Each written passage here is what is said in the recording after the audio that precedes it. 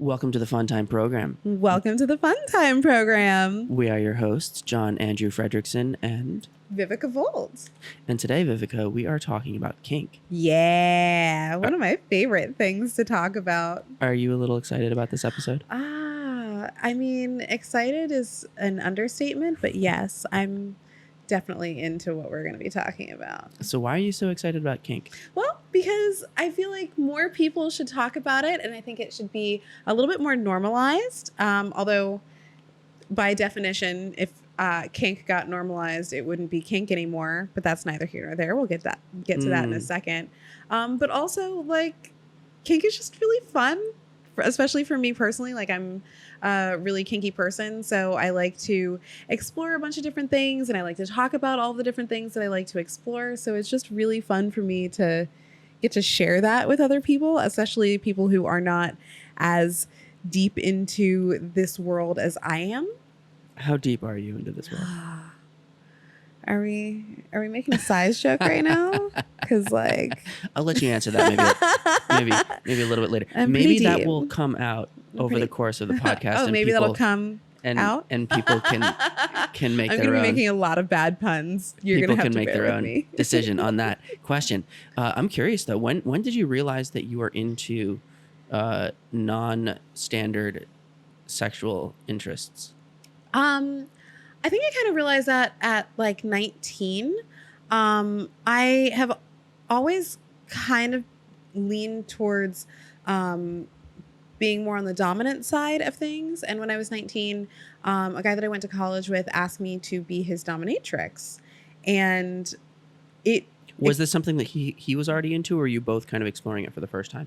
He seemed to be already into it. He seemed to know, like, he had an idea of like what he wanted and like what he was into, and like thought that I would fit that mold really well. And he got the vibe from you that you would be a good fit for it. Okay. Yeah. And he wasn't wrong. So here I am years later. What was that like, your first experience with kink?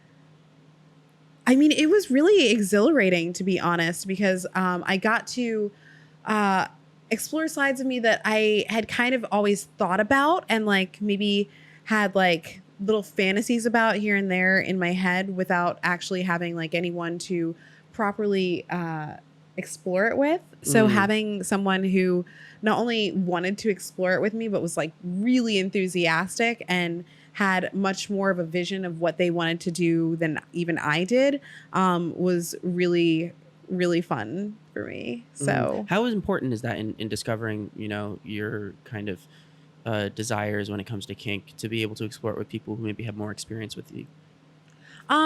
It doesn't necessarily mean, okay, so you don't necessarily have to explore it with someone who has more experience, but it's definitely worth exploring it with someone who is willing to learn the right ways to do things and the right ways to be safe about things, and is willing to listen to your boundaries and listen to your concerns, and also vocalize their own boundaries and concerns, and find a way for both of you to meet in the middle in a way that is not only healthy for both parties, but is also just genuinely fun for both people. So it doesn't feel like one person is like being dragged along while the other person's like, wee, this is great. So yeah, that's not as fun. Interesting. So it sounds like communication is a huge thing. Yeah. I mean, one of the biggest parts of just like the kink world is communication, and being able to have a healthy amount of communication across the board, so that everyone can feel heard, everyone can feel safe, and everyone can feel like they're getting their needs met. Would you say that people who have learned how to engage in the kinkier side of sexual exploration in a healthy way, would you say that they have better communication skills as a result of that when it comes to relationships? I would generalize and say, yeah, a lot of times you have you have more practice at your communication skills. And most of the time, more practice means that you're going to get better at it. But I mean, if you're practicing the wrong things or you're practicing it the wrong way, you're not necessarily going to have better communication skills. You're just going to be able to communicate more. But that doesn't always mean that it's better. But it's a matter of how you find ways to communicate your boundaries and your needs, and find ways to get both your needs met while meeting your partner's needs, and also being healthy about it across the board without being abusive. Because that's a really great question. How do you toe that, or not toe that line? How do you figure out that line where kink and sexual exploration can kind of, run afoul of healthy exploration? Oh yeah, absolutely. So one of the biggest issues is that abuse can very easily hide under the umbrella of BDSM and kink. But if both parties have very clear boundaries before engaging in any kinky or BDSM type of scene, it's a lot easier to make sure that you're not being abused. Because if you're able to say, hey, so here are the things I like, here are the things I don't like, please don't do these things. And that person's like, okay, cool. Well, those are the only things I'm going to do. I'm going to do all the things you said you didn't like. Okay, that's abuse. Is that something that you see often in the kink community? More often than it should be seen, but it's not inherently more common in the BDSM community than it is in any other community across the board. Like, fair enough. That's interesting. Assholes are everywhere. Yeah. In every walk of life. Yeah. Wow, that's interesting. So maybe we should take a step back and just talk a little bit about, like, what is kink? What is BDSM? How do we define these terms? What are fetishes? What's the difference between these terms? Why don't we start with that? What does kink mean to you? Well, what kink means to me and what kink means in general. So kink is a type of sexual activity that is seen to be outside of the norm of sexual activities. So basically anything past like your like standard 3 sex positions. So missionary, cowgirl, and doggy style. Wait, those are not vanilla? No, those are vanilla. Those are the standard 3. Got you. Doggy style. That's pretty kinky though, isn't What? it? Isn't it? For some people? I mean, it's not the Bible approved way. I mean, I feel like once you're venturing outside of our Stone Age ancestors and what they described as healthy sexual activity to us, then maybe you're in the kinky area already. But that's interesting. So those 3 positions are generally considered Vanilla. Yeah.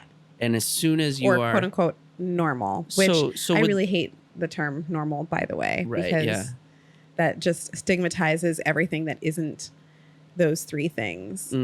So would you say that things like oral sex and that kind of stuff is... Some people consider that kind of kinky. Some people, I would consider oral sex pretty standard and pretty within the like vanilla range of things. But like obviously oral sex has multiple facets. So like it can get kinkier. Right. Doesn't always start kinky, but sometimes it can get kinky. Okay, so that's vanilla. Yeah. Now, basically kink is just anything outside of that becomes sexualized? Yeah, so pretty much anything that isn't your standard like run-of-the-mill like basic sex is what we would consider kink. Especially things that are considered quote-unquote deviant in some way or unusual. But also it's really good to make the distinction. So kink and fetish tend to be interchangeable words and they tend to be thrown around kind of interchangeably. But fetish is a lot more pathological. So a fetish is something where you cannot have sexual arousal without a particular stimuli versus a kink where it's really nice to have it, but it's not a requirement. Interesting. Okay. So kink is kind of like things that you add to your tool belt in terms of your sexual arousal and your sexual interests. Yeah, absolutely. And then fetish is when something becomes kind of more front and center in your brain and absolutely starts to become a requirement for you. Okay, that's really interesting. So what is BDSM then? So BDSM stands for, and it's entertaining because it stands for a lot more than you think it does. It stands for bondage, dominance, discipline, submission, sadism, and masochism. So technically it's BDDSSM, but it's just easier to call it BDSM. And let's define those terms. So what do those terms mean exactly? Bondage, I guess, is being tied up. It's pretty simple, pretty straightforward. Pretty straightforward. Dominance. Again, pretty straightforward. Someone who is taking more control of a situation. Discipline. That sounds similar to dominance, but I guess it's different. It's under the same umbrella, but it has different connotations. So discipline usually means that there are rules put in place. Like you cannot have an orgasm until this thing is met. Or when you walk into the house, you must always wash your hands before anything happens. Or like little rules that in order for things to be heightened, you must follow these rules, whether they're in a strictly sexual situation or they're leading up to that sexual situation. So that's where the discipline comes in. What was next? Submission. So submission is really fun. It goes right along with dominance. Obviously, it is the other side of the same coin. You can't have a dominant without a submissive. And I mean, I'm pretty sure most people understand what dominance and submission are. Yeah, I think that's self-explanatory. But then sadism. Sadism. Okay, so sadism is actually one of my favorite things. It's inflicting pain in a pleasurable way on someone else. So there's like dangerous types of sadism where you just enjoy inflicting pain in a not pleasurable way on other people. You would also be classified as a sociopath. And that's where it becomes abusive. Yeah, that's pretty abusive. It's pretty abusive. But sadism doesn't have to be abusive. No, not at all. So sadism and masochism go hand in hand, just like dominance and submission go hand in hand. You can't really have a sadist without a masochist and vice versa. So a sadist is someone who enjoys inflicting pain.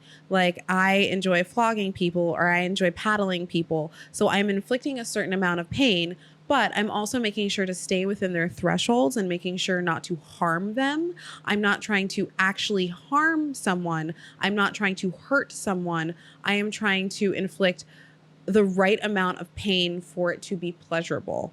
And again, that kind of leads into what a masochist is. A masochist is someone who enjoys receiving pain in pleasurable amounts from someone else, or sometimes themselves. Like we're all a little masochistic and we all inflict a bit of pain on ourselves, whether physically or emotionally. Interesting.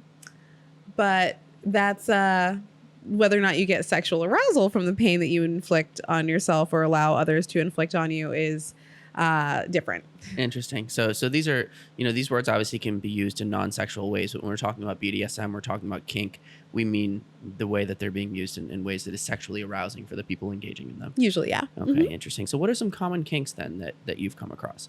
So some of the more common kinks, you've got stuff like impact. And impact is kind of the umbrella term for anytime you are hitting someone with some sort of tool, or your hand can be a tool too. So if you're spanking or you're whipping or you're paddling or you're flogging, slapping, if that's a thing that you're into, those are all forms of impact. Because you are literally impacting someone. Then, of course, we covered domination and submission. That's pretty standard. What does that look like in terms of a sexual setting? So what that looks like in a sexual setting is before a dom and a sub would set up a scene, they would negotiate their boundaries as to like what a sub isn't and isn't willing to do, what the dom is and isn't into, and what would be pleasurable for both parties. And then the dom is someone who is going to navigate how to control the scene based on that given information. So if you say, I really like being spanked and I want to be spanked today, I'm going to find a way to incorporate spanking into our scene, but I'm also going to potentially test little boundaries as long as we have discussed it in advance. Like, oh, well, I also kind of like being called names, and tell me I'm a good girl. Okay, cool. Well, I'm going to try to incorporate that in a way where, okay, well, you have to earn it from me in some way. So there's a little bit of a power exchange that's happening, but it's happening in a way that has already been pre-negotiated and is safe and consensual for both parties. That's interesting. It sounds like kind of a formal setting for this encounter. Can dominance and submission happen in less formal settings? I mean, can it exist in a completely vanilla sexual encounter, for example? Yes, it can, without you really realizing that that's exactly what you're doing. Right. Because I think it's very common in sexual encounters for one partner to be more dominant and one partner to be more submissive without even discussing it. It's just they kind of feel out, and then sometimes people don't click. Maybe they're both kind of dominant and, they're not really into it. Or Gets like two don't they say two tops bounce off each other Yep. in the gay world? And I think that can happen in any sexual encounter if people don't vibe because they don't have the right level of dominance and submission to balance each other out. And some people are just very versatile and able to switch. So I think these things can be much less formal. And people often, I think, explore them in ways that they don't even realize that they're kind of exploring a little bit of BDSM without formalizing it, without really like engaging in it intentionally. Absolutely. That's really interesting. Okay. So it's also really fun because you have situations where you don't realize that you may not necessarily realize that you're engaging in BDSM, or you are looking for someone who's a little bit more dominant or someone who's a little bit more submissive. But you don't necessarily realize that that's what you're looking for. You might just be like, oh, well, I really want someone to kind of toss me around in the bedroom. Okay, so you're actually looking for a dom. Or, oh, you know what? I really want someone who just lets me tie them up. Okay, so you're looking for a sub. Like, I want someone who lets me be in control. Okay, so you want a sub. It's interesting. So these things can kind of happen naturally without people even realizing it and not having the language to discuss it or to kind of engage in it intentionally. And they kind of just like feel their way out through the dating scene and through their experiences with other people until they find somebody that they're compatible with. So this stuff definitely, I think, already happens without people recognizing that they're involved in kinky activity. That's really fun to think about. So let's keep going. I mean, we have a pretty fun list here of things that you've written down. You talk about. I clearly hate this stuff. You talk it's about such a pain to talk about. The masochism is that of it kinky all. to you? The restraints and rope. Oh, okay. So isn't there another word for that? So Shibari. So Shibari is a specific type of rope art, actually. So you can engage in rope play without necessarily having it be Shibari. Shibari is a specific type of rope play that is a lot more intricate in the ties and is really artistic in the way that the ties finish off. And Shibari can also translate to suspension. And suspension is where you are tied up in a way that you are literally suspended from the ceiling in some capacity, where your weight has been taken off of the ground and has been put onto the ropes completely. But suspension is a little bit more difficult in that, like, you have to understand your ropes really well. You have to understand and trust the person who's tying you up really well. And you also have to communicate with each other really clearly so that you both know, okay, well, how do you want to be tied? Do you want to be vertical? Do you want to be horizontal? Do you want to be upside down? Do you want to have like one leg up? Do you want to like be more of like a mermaid pose? So having that communication ahead of time is really important. And we can obviously post links to different types of Shibari and like different images of Shibari because it's really beautiful. And like rope play in general can be just as easy as like tying up your wrists, which I did, by the way, have some things for show and tell today. And one of the things that I brought for show and tell is some rope. So would you be willing to let me demonstrate some rope on you? Absolutely. Let's see what you got. Okay. So this is my rope. As you might have already guessed, I really like the color orange, just like a little bit. You know, just a cinch. Can that be a kink? I mean, Can you be aroused by something as Mundane as orange? a color? Um, I mean, technically, you probably could. Anything can be a kink, really. If it exists in the world, someone has a fetish for it. Yeah, that's Rule 34. That's a variation of Rule 34. So just to be clear, anytime that you're playing with ropes, especially if you were tying somebody else up, if you're tying yourself up, like this is a little less of a necessity, but it is still something that you want to keep in mind. If you're playing with ropes in any capacity, you want to make sure that you're being really safe about it. Some of the easiest ways to be safe about it is you're going to avoid the joints. So you're never going to tie your elbow. You're never going to tie on the wrist. You're never going to tie on the knee. You're going to tie where it's fatty. So you want to make sure like there's a little bit of muscle there. There's a little bit of fat there, so that there's a little bit of room to give with the ropes. Also, when you're playing with ropes, you always want to make sure that you have safety scissors on hand. Okay. So these are rope specific safety scissors. So these aren't like just your average, like, I'm just going to cut some paper scissors. No, these are rope specific safety scissors.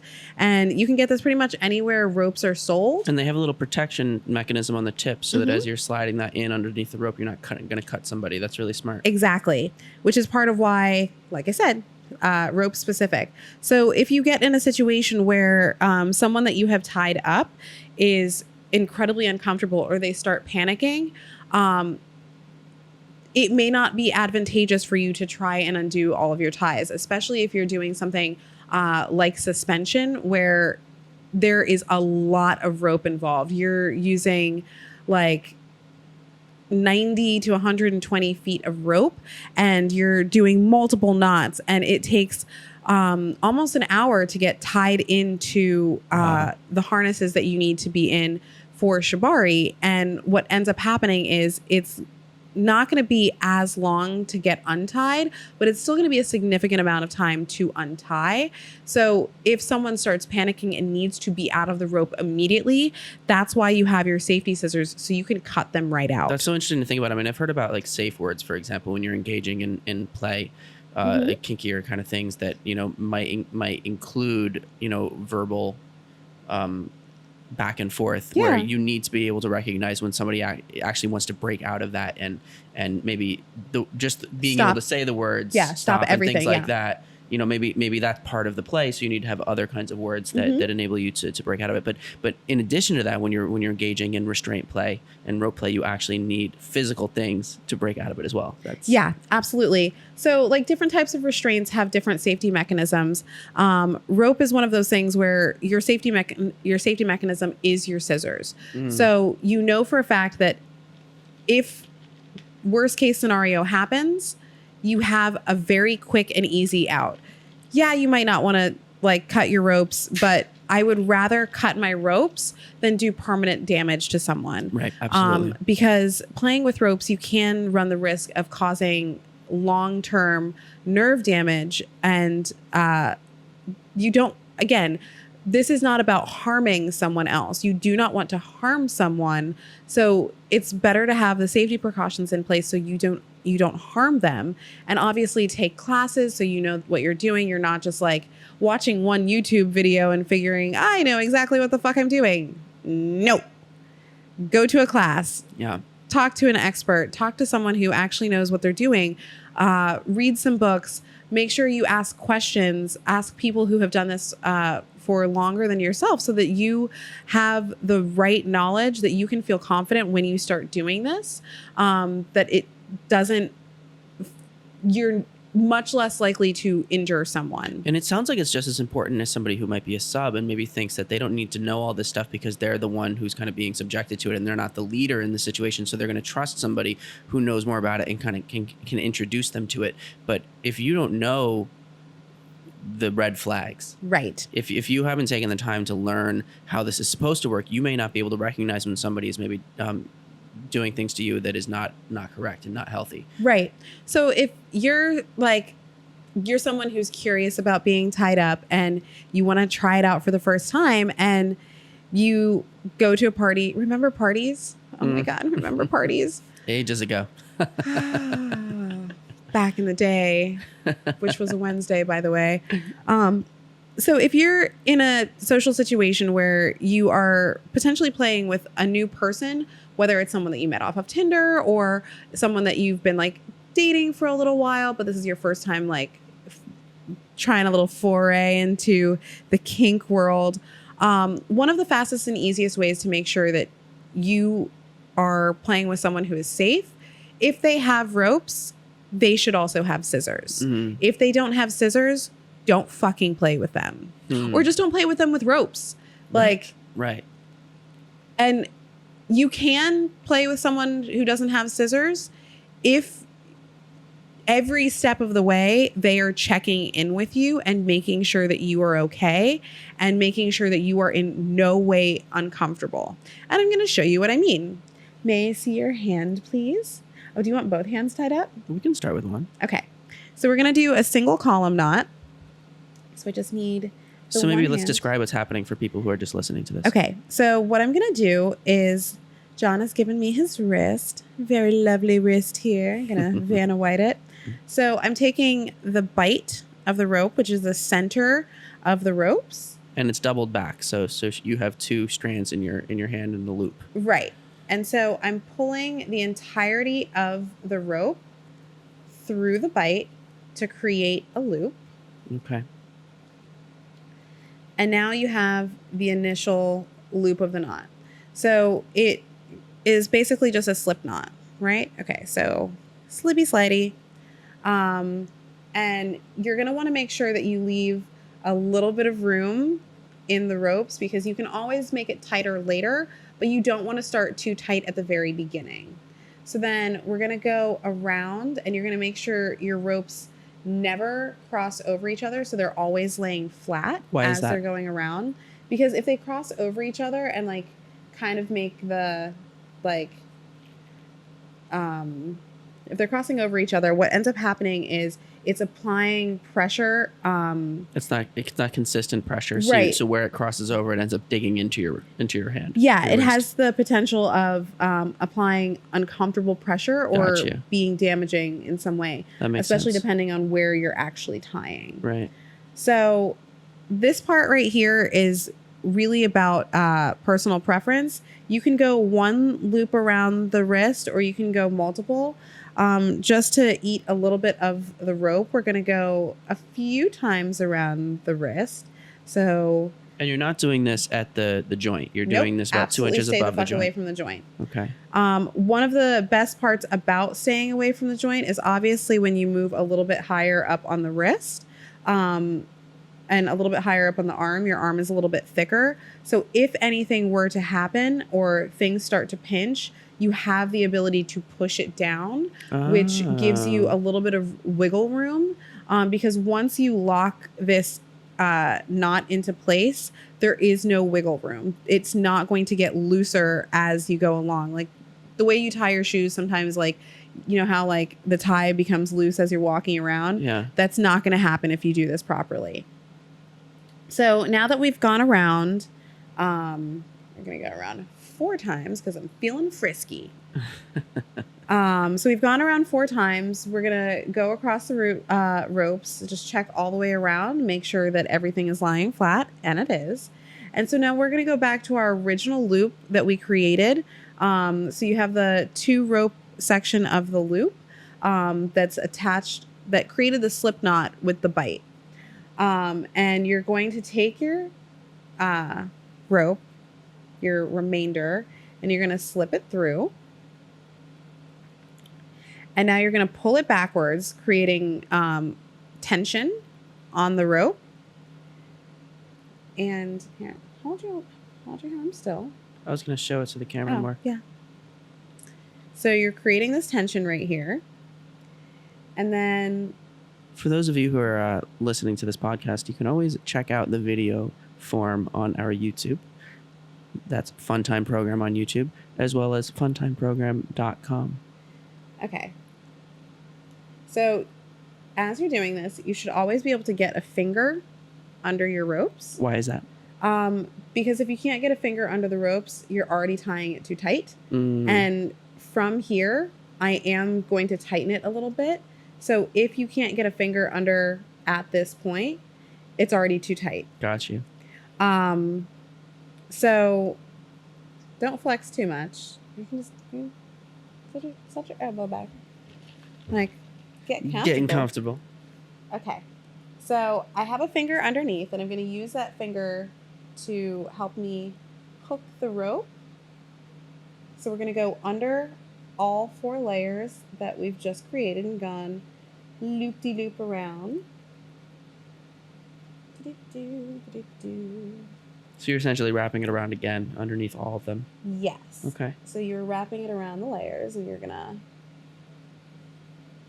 pull that through. And if you were doing this with 2 hands, would you just be wrapping around both wrists, or would you wrap one wrist first? You wrap it around both wrists, but that's a different tie. That's actually called a double column knot. Uh-huh. And there's a little bit of a variation of how you do this tie with the double column. Okay. So now you can kind of show the camera. I've created a little bit of I've created a loop down under all of the ropes. And notice I haven't pulled the rest of the ropes all the way through yet. I still have the remainder coming through. So what you're going to do from here is you're going to pull the remainder of the rope through that loop. Just push it through. Now pull through and tighten. So now you essentially have a cuff. Yeah. And from here, you can tie this cuff to other things. Yeah. So from here, if you drop your weight. Right. I have full control of your arm. And because it's wrapped around, what is it? 6-8 strands of rope, because he did it 4 times with the double strand. It doesn't feel like an individual piece of rope really pulling against your skin. It's actually quite comfortable. Mm-hmm. And cool. it's still loose enough that, again, I can still just about get a finger all the way under. So finger. So that, again, if anything were to happen, I can easily slip my safety scissors right underneath and cut. Right. So what's the quick release for this if somebody needs to get out? So besides the scissors, obviously. Besides the scissors, this is actually a really fast tie to get out of.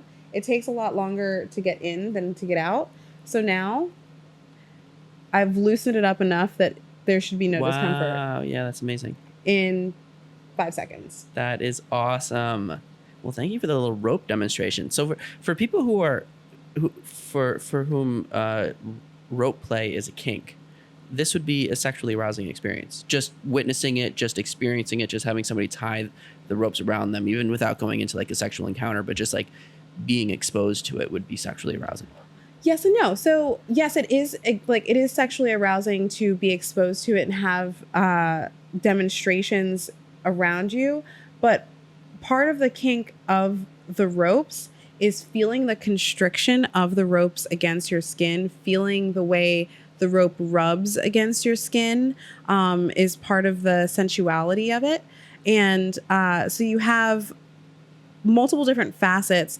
Some people really enjoy the way that it like kind of constricts blood flow just a little bit, especially in suspension, where it kind of gives you a little bit of like a lightheaded feeling while also engaging in a little bit of pain, but again, within like a proper threshold. So it creates sensations that are outside of the norm. Yeah.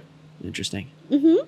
Wow. So like, as you noticed, when you had your arm all tied up, it kind of has a silky feeling, right? Yeah. So because these are nylon ropes, they are going to feel really silky and really smooth and soft against your skin. So it feels like you're being tied up with silk. These are also referred to as Japanese silk ropes. Same. But most people use jute or hemp ropes, which are a little bit more rough and a little bit more coarse. And so there is something to be said about feeling the coarseness of those ropes against your skin. And so that can also lead into other types of play where you have like the damsel in distress kind of a thing, or of course, like part of bondage is having your movement restricted in some capacity. So I could basically do 2 single column knots on each wrist, tie them together. Got you. And now both of your arms are in my control. Or I can pull your wrists together and do a double column knot around your two wrists.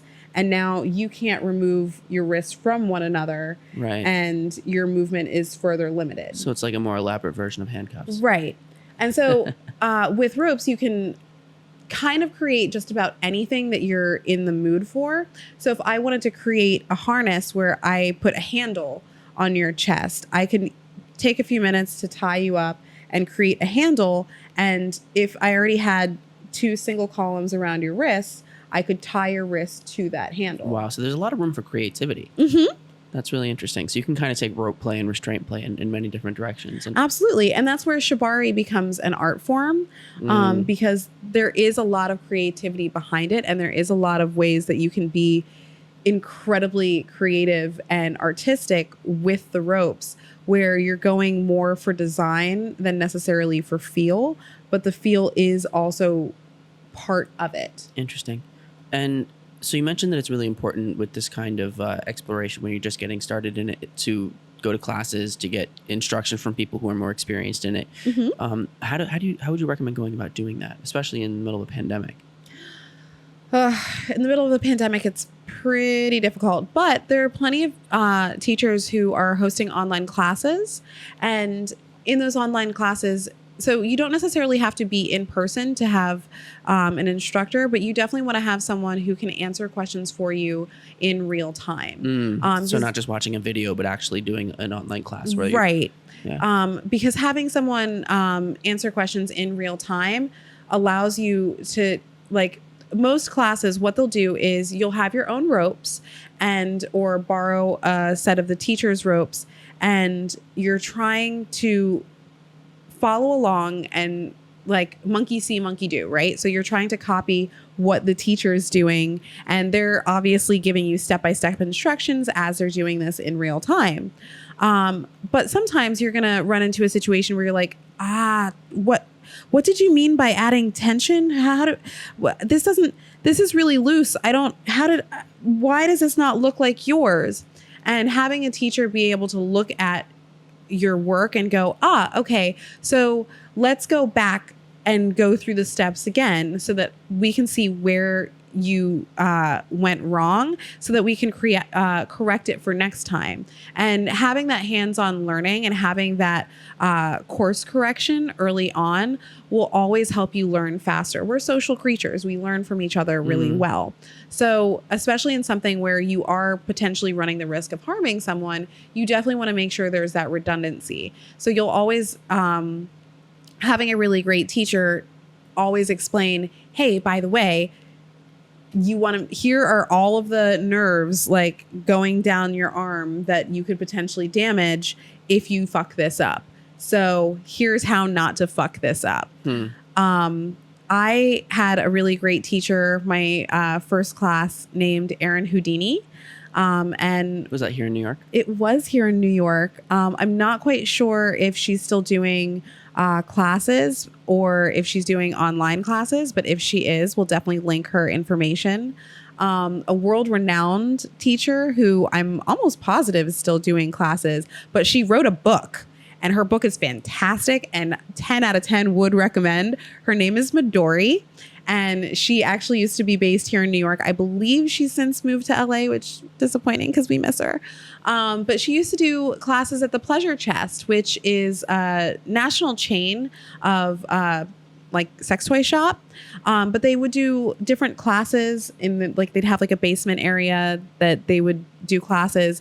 And she used to regularly teach classes at the Pleasure Chest, and her classes are phenomenal. If you ever have the opportunity to sit in a class with Midori, I highly recommend it. And if you don't, check out her book, because also highly recommended. So generally speaking, it sounds like sex stores are often great places to start to ask questions, if they know anybody who's doing classes, or absolutely, or even just Googling stuff online and seeing what kind of online classes you can find. Because I guarantee you right now, especially during the pandemic, we're all trying to learn new things. We're trying to learn new things, and people are trying to find ways to teach stuff online now, as opposed to, what wasn't as common in the past. So I think those opportunities are definitely out there. definitely a recommended way to start. Because this episode got a little bit longer than we had been anticipating, because we Oops. had a lot to talk about, we are going to break this up into 3 parts. That was the end of part 1. If you're interested in hearing more of our discussion on kink, you can find part 2 on our website, funtimeprogram.com, as well as on YouTube and on any of your favorite podcast sites. Thanks for listening. We'll see you in the next one.